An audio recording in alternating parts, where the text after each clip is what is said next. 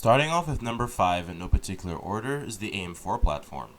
While this one seems like a no-brainer, there's a little more to it than you may know. With the release of the 3rd generation of Ryzen CPUs, 2nd gen chips have seen the occasional price drops, but more importantly, 1st gen chips are super cheap on sites like AliExpress. Go check out that video to find out more, but Ryzen 3 1200s, 4 cores overclockable, can be had for roughly $42 shipped to your door. Stepping up a bit, you can get a hyper-threaded 4-core 1400, which is a sweet spot in my opinion if you want to get these chips. But that's only like $55. The 1600, which is 6 cores and 12 threads, for $72, and of course that can also be clocked higher with the right motherboard.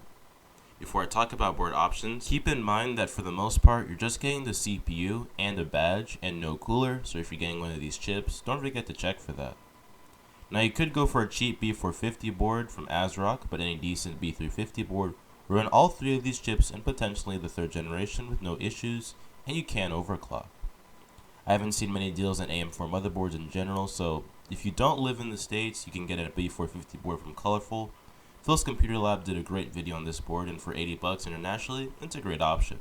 But if you have access to sites like Amazon and eBay, ASRock has great B450 boards starting at around $70. Though I highly recommend making sure the board you get has at least 4 DIMM slots so you can run your memory in dual channel. Speaking of, when searching for memory, make sure to get the fastest kit you can find in dual channel. Memory prices have seemed a bit mediocre in terms of bang for your buck, but 16 gigs of 26 MHz plus dual channel DDR4 can be had for just under $70.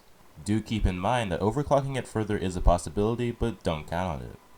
If you choose the 1400 or 1200, you'll be looking at around $185, though that will go up to closer to $200 if you go for the 1600. Anyways, for number 4 is the LG1155 socket. Released back in 2011, this socket supported the still popular Ivy Bridge and Sandy Bridge i5s and i7s, but more importantly, Xeons. One of the more popular ones, the E3-1230, offers i7 performance without the HD graphics for a pretty decent price. Motherboards are dirt cheap, and you can get one with a standard form factor starting at around $15. DDR3 is also really cheap. You can get a 16 gig kit for upwards of $30. All of that for about $80 to $100 is really solid. Next up, for number 3, in no particular order, is the 1356 platform. Now this is interesting because unlike the 1366 socket, which had consumer boards and server solutions, this socket was only made for server motherboards. But AliExpress has cheap boards with standard form factors that can be had for $40 to $50. The CPU choices are more interesting, as you've probably never really heard about them. Phil's Computer Lab has done some in-depth benchmarks with these cheap boards and CPUs.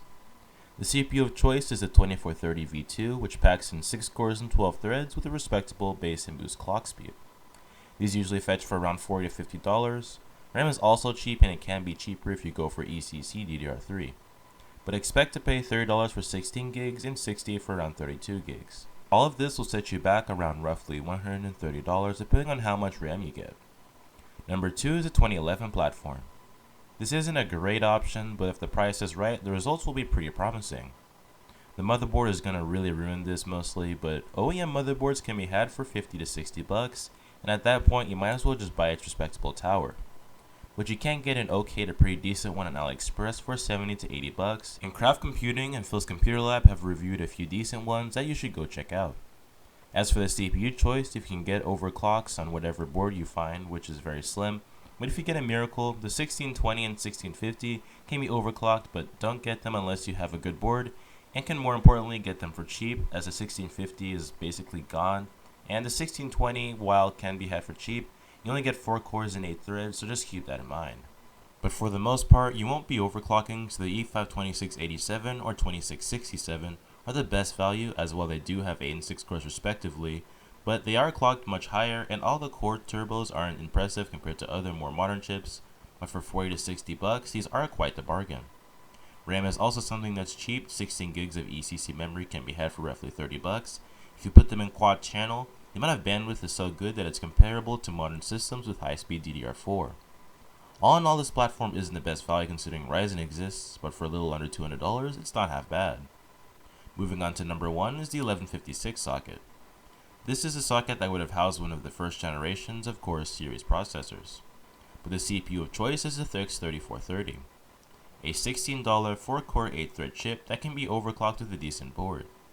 Speaking of, H55 and P55 boards can be had for less than $50, and TechCast City has a tutorial on how to overclock these chips.